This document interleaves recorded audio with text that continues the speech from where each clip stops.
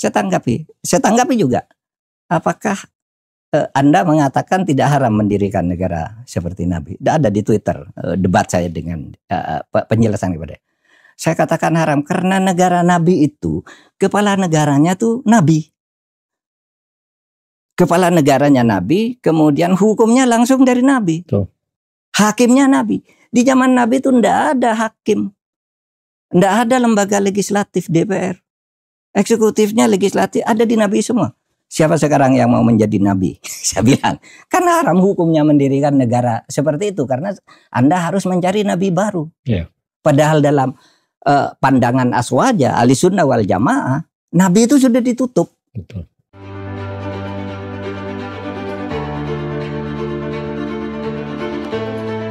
Lalu Pak, kan Nabi Muhammad mendirikan negara, kenapa tidak mendirikan negara seperti Nabi Muhammad? Haram itu hukumnya mendirikan negara seperti Nabi. Kaget orang kan. Kok Pak Mahfud bilang?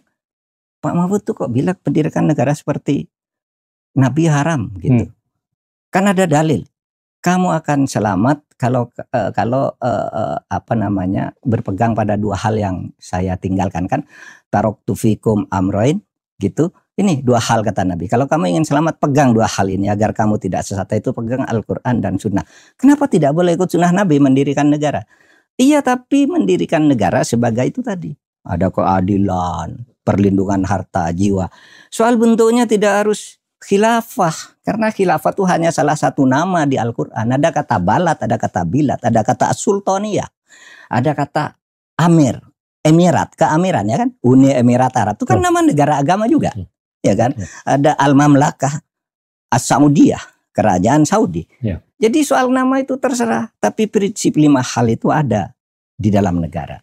Satu, saya katakan haram mendirikan negara seperti Nabi. Kenapa? Wow, sampai saya ditanggapi oleh seorang imam masjid Islamic Center di New York, Samsi Ali ya, nulis di Twitter. Wah, itu Pak Mahfud tuh bahaya bicara gitu di Twitter. Saya ceramah itu di UGM 2 tahun lalu. Saya tanggapi juga. Apakah Anda mengatakan tidak haram mendirikan negara seperti Nabi? Ada di Twitter debat saya dengan penjelasan kepada saya katakan haram karena negara Nabi itu kepala negaranya tuh Nabi. Kepala negaranya Nabi, kemudian hukumnya langsung dari Nabi. Tuh. Hakimnya Nabi. Di zaman Nabi itu tidak ada hakim. Tidak ada lembaga legislatif DPR. Eksekutifnya, legislatif ada di Nabi semua. Siapa sekarang yang mau menjadi Nabi? Saya bilang, karena haram hukumnya mendirikan negara seperti itu. Karena Anda harus mencari Nabi baru. Yeah.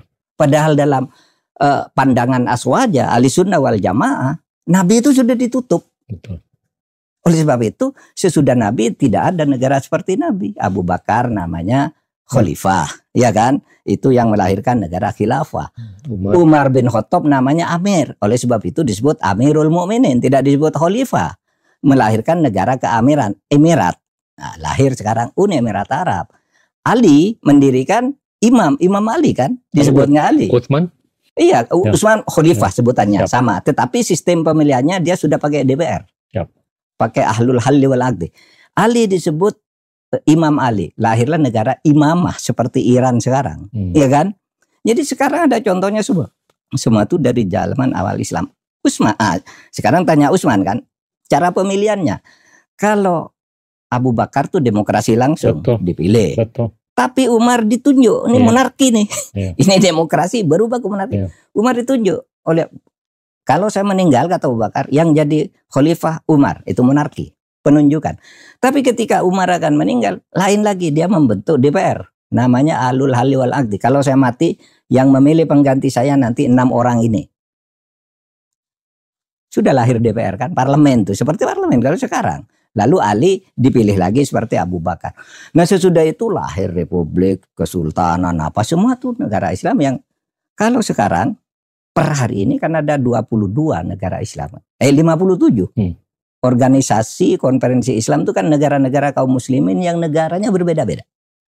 Nah sehingga saya katakan, jadi bernegara dalam Islam, apa yang kita pakai menjadi negara Pancasila dengan Rumah Negara Kesatuan Republik Indonesia, itu sudah kompatibel dengan ajaran Islam. itu adalah terjemahan ajaranku Al-Quran dan hadis untuk kebutuhan Indonesia. Oleh sebab itu mari kita hidup bernegara Indonesia dengan tata hukum yang kita atur dengan konstitusi kita, di mana nilai-nilai keislaman itu masuk di dalam kehidupan bernegara tanpa harus menjadi nama. Siap. Tanpa harus menjadi partai Islam ini, hukum Islam ini, hukum Islam. Tidak, tanpa harus. Masukkan aja nilainya. Ya. Kan gitu kan. Sehingga saya katakan itu gimana Pak? Ya dalilnya banyak saya bilang. Satu bukti sejarah. Yang kedua kalau dalam Islam itu kalau kamu ingin masukkan ajaran-ajaran Islam itu ya masukkan aja. Substansinya apa? Al-Ibrah katanya. Saya sering bahasa Arab ya, maaf karena Anda tanya tentang Islam. Siap. Al-ibratu fil Islam bil jauhar, la bil madhar. Kalau kamu ingin membangun peradaban Islam, ambillah ibrahnya dengan substansinya. Jangan bentuknya. Substansinya apa Islam itu? Keadilan, kejujuran, anti korupsi, demokrasi oke, iya kan? Kalau mau demokrasi itu yang penting ada keadilan itu dan melindungi keselamatan masyarakat dalam 5 hal itu tadi. Itulah Islam. Dan oleh sebab itu negara Indonesia itu sampai tahun kemarin tuh disebut sebagai negara Muslim terbesar di dunia. Kan dari sudut penduduknya. Tapi kalau tidak salah kemarin Pakistan udah lebih dari Indonesia ya. Udah lebih dari Indonesia. Dia sudah